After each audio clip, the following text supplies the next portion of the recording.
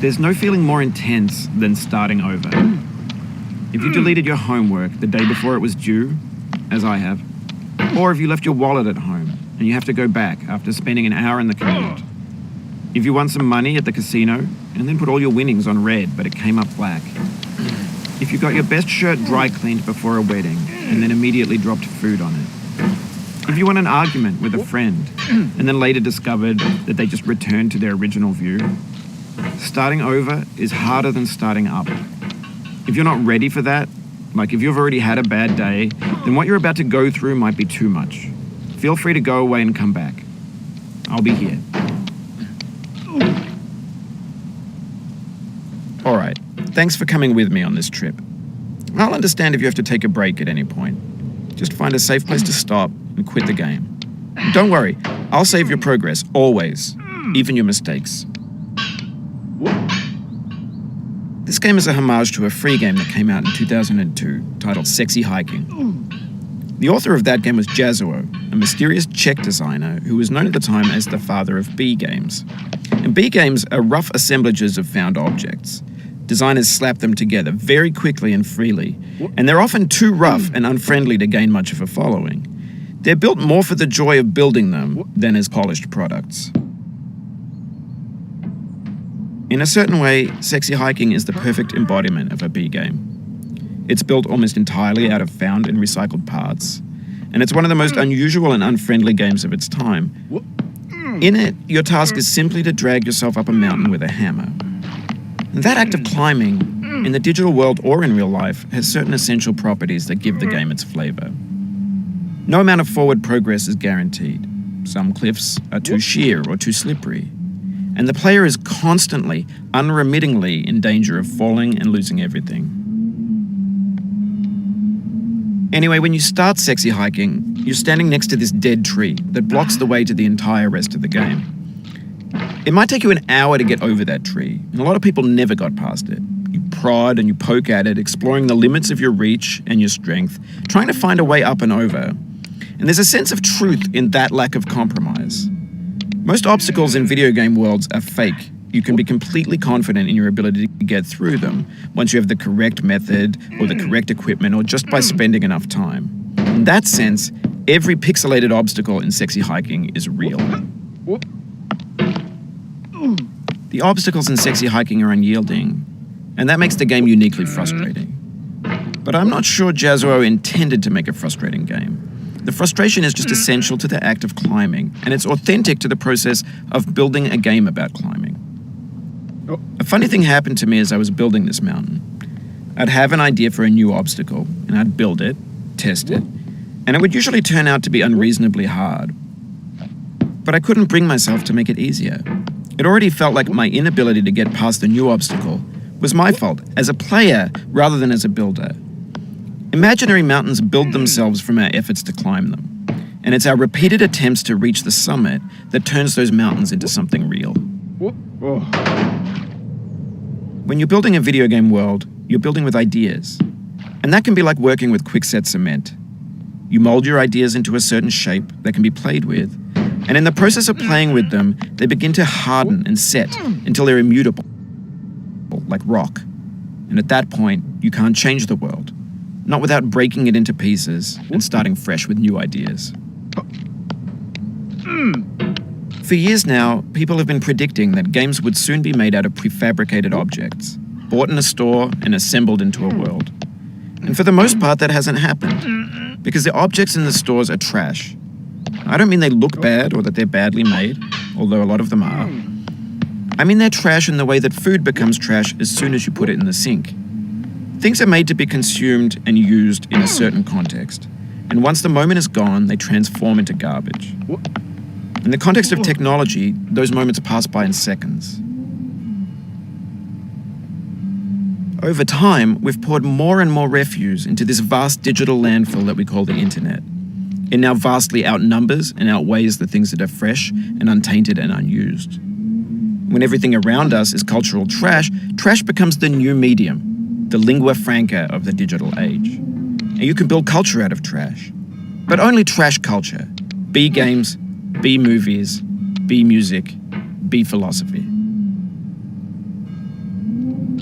Maybe this is what digital culture is. A monstrous mountain of trash, the ash heap of creativity's fountain. A landfill with everything we ever thought of in it. Grand, infinite, and unsorted.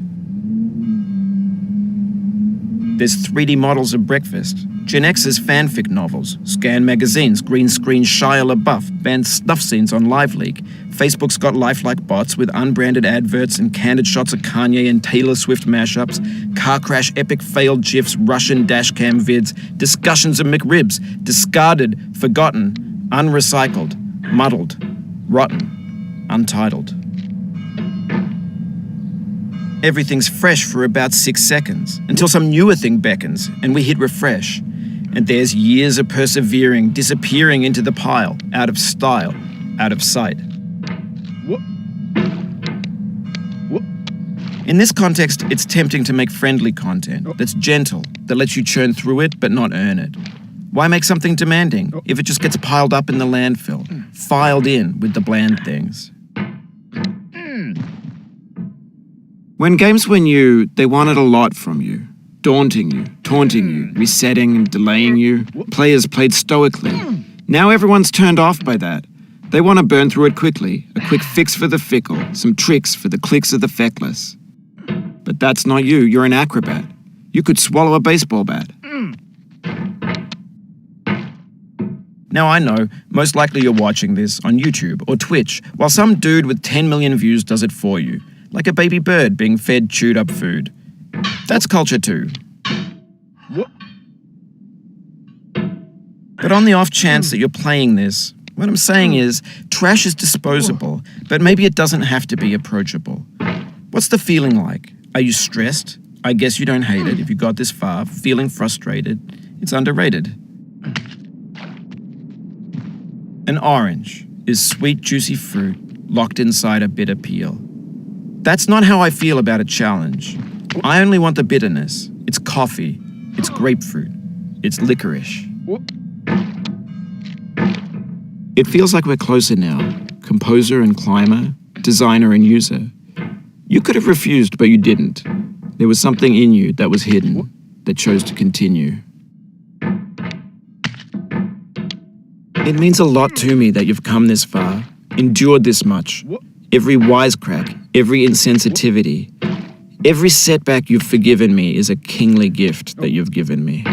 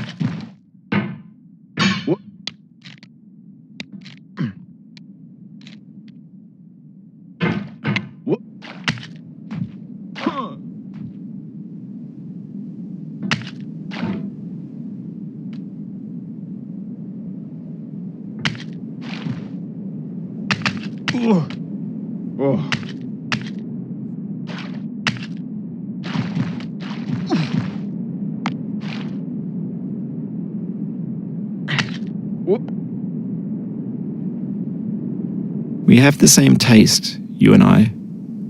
It's not ambition. It's ambition's opposite. An obdurate mission to taste defeat. You'll feel bad if you win, so I put this snake in for you.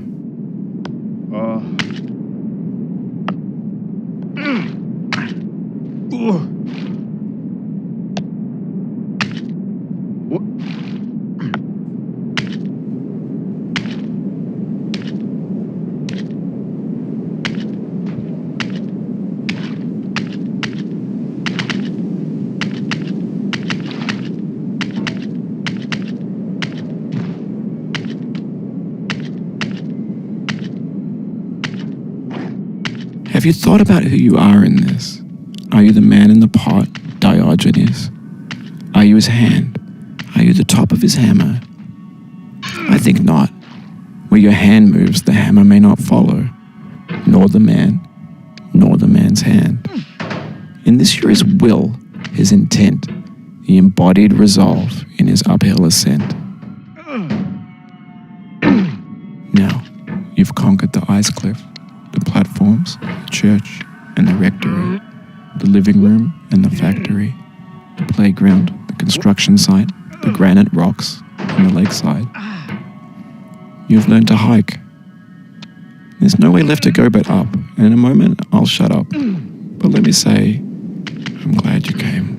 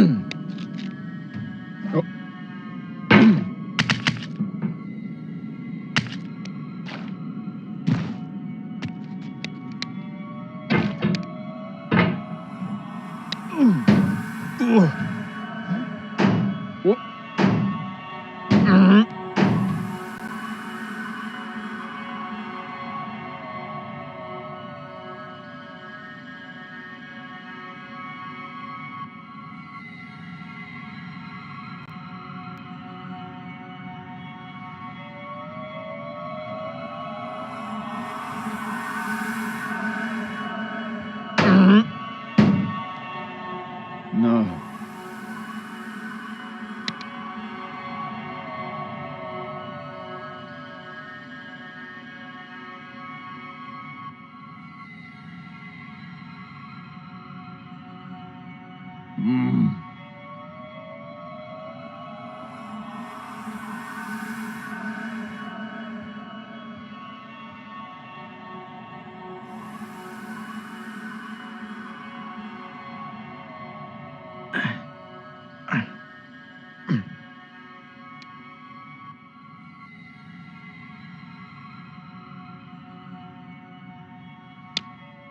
I dedicate this game to you, the one who came this far. I give it to you with all my love.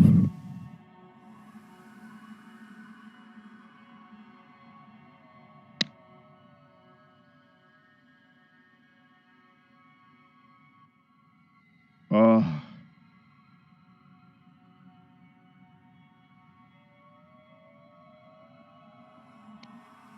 No.